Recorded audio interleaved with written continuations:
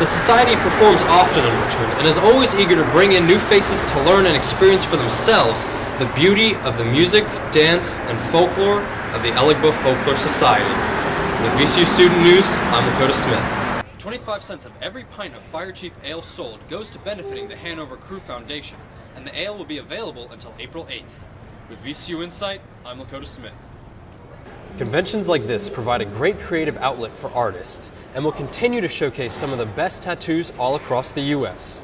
With VCU Insight, I'm Lakota Smith. The Elegba Folklore Society has been gracing stages with their music and dance for over 25 years. This past Friday, EFS performed at the Henrico Theater, where they were met with a full house of spectators. The performance featured music, dancing, and even storytelling aimed at educating others about the Elegba history and culture. Janine Bell, President and Artistic Director of EFS, talks about how through education of the public, EFS hopes to be able to inspire all who attend. We hope that we touch people and that they do, as I said, feel good about it. Education isn't something that just happens in a classroom. Every day is an opportunity to learn and grow. And so we hope that people can be with us and find enlightenment, find enrichment, and particularly for African Americans, find themselves. Tasha Holland, mother and attendee of the performance, spoke about the importance of exposing her children to their culture and heritage. The society that we live in is ever-changing, and they don't really get enough information regarding the culture. So as many as events or any information that's out there, I think it's always good to bring your kids, your family, whoever out to get that understanding, that information. The Society performs often in Richmond and is always eager to bring in new faces to learn and experience for themselves the beauty of the music, dance, and folklore of the Elegba Folklore Society. With VCU Student News, I'm Lakota Smith.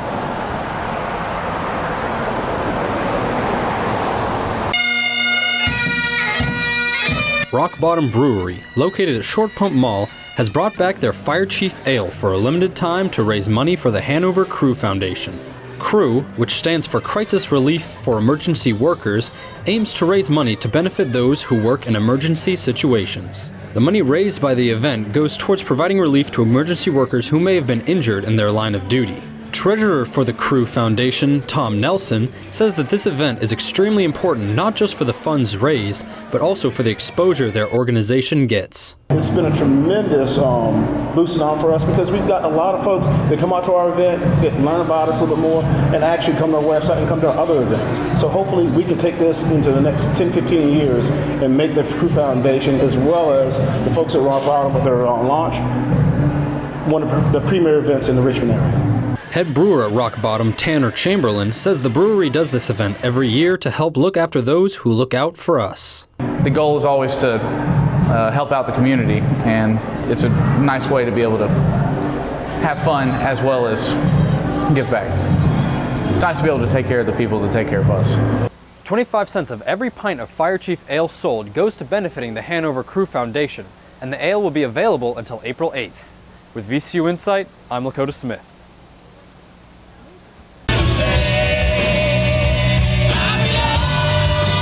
Hampton Roads celebrated its 8th annual Tattoo Festival in grand style. Taking place at the Hampton Roads Convention Center, the festival featured music, live tattooing, and even a BMX showcase to help bring attention to Hampton's tattooing scene. But this gathering is about more than just getting inked. It's about helping to decrease some of the negative stigma associated with tattoos by showcasing some of the most elegant work that local artists have to offer. One such artist, Jonathan Scribble George, says festivals like this reveal the more positive side of the tattoo culture. I think it really shows people that, tattooing is not so taboo.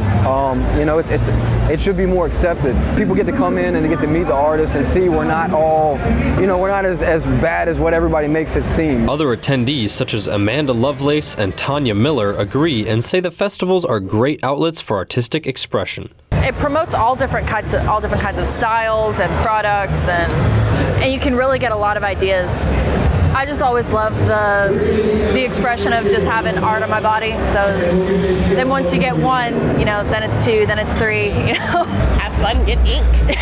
Conventions like this are an amazing creative outlet for artists and will continue to be ground zero for some of the most beautiful tattoos to be showcased. With VCU Insight, I'm Lakota Smith. After 70 years in the toy business, Toys R Us is closing down. After a disappointing 2017 holiday season, Toys R Us announced the closure of 182 stores, but by the end of March, Toys R Us announced that they would close all 700 U.S. stores. The company has been in bankruptcy since September 2017. At that time, it claimed more than $500 billion in debt. In April, Toys R Us shut down its website and stores are no longer accepting coupons, and all gift cards will expire April 21st. VCU's graduate programs continue to put the university on the national stage. VCU now has 19 graduate programs on the U.S. News and the World Report Best Graduate Schools. 19 fields made the top 50 cut of the list. Some of the rankings include occupational therapy and pharmacy at 17, nuclear engineering landing at 24, School of Education at 26, nursing, anesthesia, and sculpture tied at number 1. Out of the 19 programs ranked, 7 were of the fine arts. The VCU Arts graduate program has been the top-ranked public arts school in the U.S. for more than 10 years. To view more of the VCU's rankings, visit www.usnews.com. Family and friends gathered this weekend to say goodbye to the matriarch of Richmond's well-known restaurant, Sally Bell's Kitchen. Marcine Jones, more commonly known as Scene, passed away on Saturday at the age of 95. Jones and her husband bought Sally Bell's Kitchen from her husband's aunt in 1963. Under her management, the eatery became famous for their fresh boxed lunches and desserts. Jones managed the restaurant until retiring in 2005.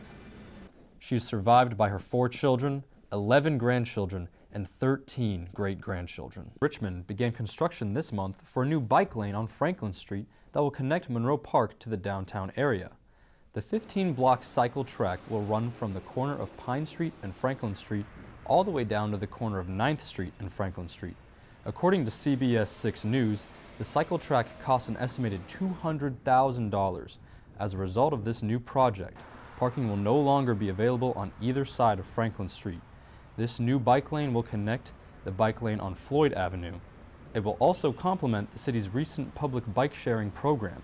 These projects are part of a larger effort to improve Richmond's bicycle infrastructure.